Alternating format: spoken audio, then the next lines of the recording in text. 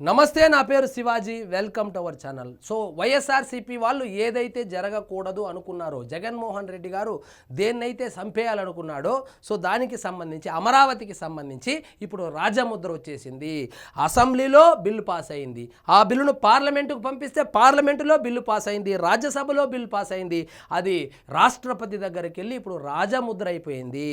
అయినా కూడా ప్రజలను తప్పుదోవ పట్టించడానికి జగన్మోహన్ రెడ్డి గారు వచ్చి ఏం చెప్తున్నాడు, సో ఈ రాజముద్ర వేసినప్పటికీ, బిల్లులు పాసు అయినప్పటికీ దాన్ని మార్చచ్చు, మార్పులు చేర్పులు చేయవచ్చు అంటున్నాడు. సో ఈ మార్పులు చేర్పులు చేయడానికి నీ అసెంబ్లీలో చేస్తే సరిపోదు జగన్మోహన్ రెడ్డి గారు, పార్లమెంటులో చేయాలి, మళ్ళీ రాజ్యసభలో చేయాలి, మళ్ళీ దానికి రాష్ట్రపతి ఆమోదం కావాలి. ఇవంతా కావాలంటే 2/3 మెజారిటీ కావాలి. మీ ఒక్క వైఎస్ఆర్సీపీ పార్టీ చేసేది కాదు. ఇలాంటి తుగ్లక్ ఐడియాలజీ ఉన్నటువంటి పార్టీలు దేశంలో ఇంకెక్కడా లేదు కాబట్టి వాళ్ళు ఒప్పుకోరు. ఈ బిల్లు యొక్క ప్రత్యేకత ఏమిటంటే, బద్ధ శత్రువులైనటువంటి బీజేపీ మరియు కాంగ్రెస్ రెండు పార్టీలు కలిసి ఆమోదం చెప్పాయి. రేపొద్దున మీరు వెళ్ళి ఆ బిల్లును పెడితే, ఆ సవరణ బిల్లును పెడితే ఇంత మెజారిటీ రాదు, ఇన్ని పార్టీలు కూడా ఒప్పుకోవు, ఆ బిల్లు కూడా పాస్ కాదు. సో ఎవరికి నచ్చినా నచ్చకపోయినా, ఇష్టమున్నా లేకపోయినా, ఈ రోజు నుంచి ఆంధ్రప్రదేశ్ శాశ్వత రాజధాని అమరావతి మాత్రమే.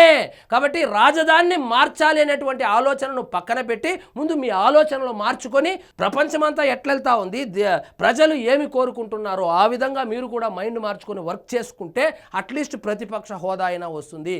లేదు నేను అదే ఊరోళ్ళకంతా ఒక దోడ అంటే ఉలిపి కట్టుదా ఒక దారి అన్నట్లు నేను ఈ దారిలోనే పోతానంటే ఇక మిమ్మల్ని ఆ ప్రభువే కాపాడాలి. ఇక్కడ చూడండి, అమరావతికి రాజముద్ర. మొత్తము దాదాపుగా 49 పార్టీలు ముక్త కంఠంతో ఆమోదించినటువంటి బిల్లును 11 సీట్లు ఉన్నటువంటి, అది కూడా 3-4 ఎంపీలు ఉన్నటువంటి వైఎస్ఆర్సీపీ వాళ్ళు మార్చేస్తారంట. దాన్ని నమ్మాలంట. కేవలము వీళ్ళు అమరావతికి పెట్టుబడులు రాకూడదని, అమరావతిని మళ్ళా పలచన చేయాలని, అమరావతి రైతులను మళ్ళా ఇబ్బంది పెట్టాలని, అసలు 5 కోట్ల మంది భవిష్యత్తును మళ్ళా అంధకారంలోకి నెట్టాలి, దాంట్లో రాజకీయ పబ్బం గడుపుకోవాలనేటువంటి దురుద్దేశం నుంచి వచ్చినటువంటి ఐడియానే ఈ మ్యావిగన్.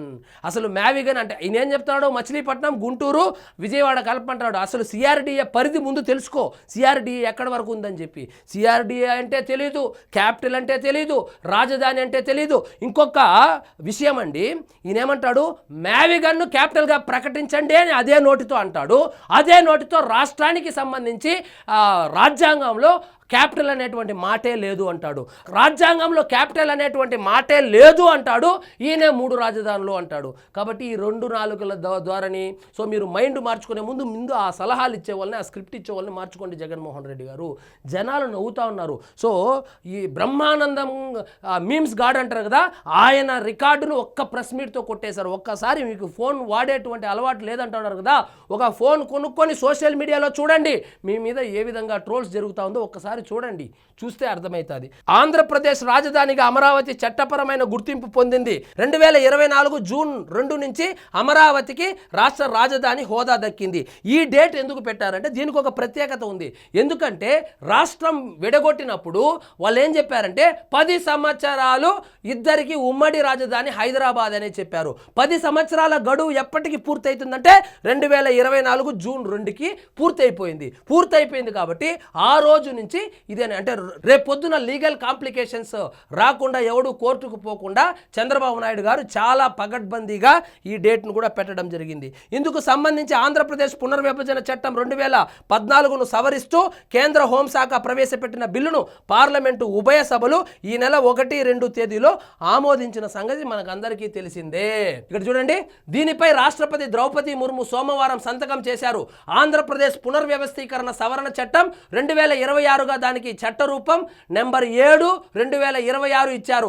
అమరావతిని రాష్ట్ర రాజధానిగా ప్రకటించాలని కోరుతూ, వాస్తవంగా రాష్ట్ర విభజన జరిగినప్పుడు అమరావతి అనే పేరు అక్కడ లేదు. ఎందుకంటే అప్పట్లో ఏ సిటీ ఉండబోతుంది క్యాపిటల్గా అనే అప్పట్లో తెలియదు కాబట్టి ఆ పేరు మెన్షన్ చేయలేదు. ఇప్పుడు పేరు మెన్షన్ చేస్తూ ఈ సవరణ అయితే చేయడం జరిగింది.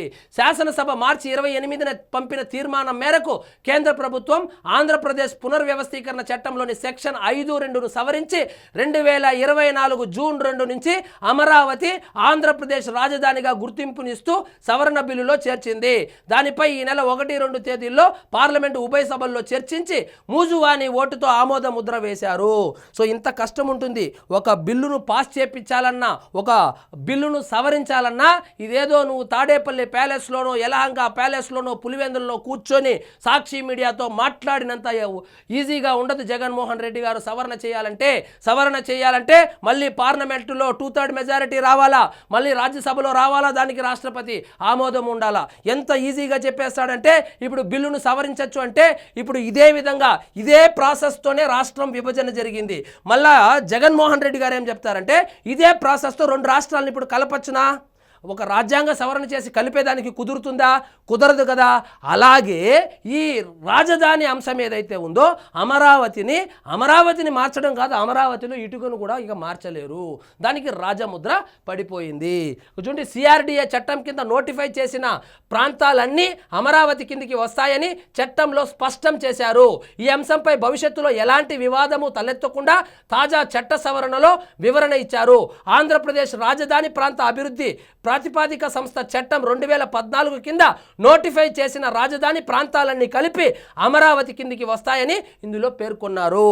సో ఇక మీదట ఫ్యూచర్లో ఎవరైనా తుగ్లక్ లాంటి వాడు ముఖ్యమంత్రి అయినా కూడా, అతనికి తుగ్లక్ ఆలోచనలు వచ్చి రాజధానిని మార్చాలని చూసినా కూడా, రాష్ట్ర ప్రజల యొక్క భవిష్యత్తుతో ఆడుకోవాలనేటువంటి ఒక ఐడియా కూడా రాకుండా ఐడియాను కూడా చంపేసే విధంగా ఒక చట్టాన్ని అయితే తీసుకొని వచ్చారు. దానికి రాజముద్ర కూడా పడిపోయింది. ఇక జగన్మోహన్ రెడ్డి గారే కాదు, జగన్మోహన్ రెడ్డి గారి కన్నా పెద్ద తుగ్లక్ ఎవరైనా ముఖ్యమంత్రి అయినా కూడా అమరావతిని ఏమీ చేయలేరు. అమరావతిలో ఉన్నటువంటి చెట్టులో ఉన్నటువంటి ఎండిపోయిన ఆకును కూడా పీకలేరు. సో ఇదండి ఈరోజు మన టాపిక్. మీకు ఈ వీడియో నచ్చినట్లయితే లైక్ చేయండి, షేర్ చేయండి, ఛానల్ మాత్రం సబ్స్క్రైబ్ చేసుకోవడం మర్చిపోండి.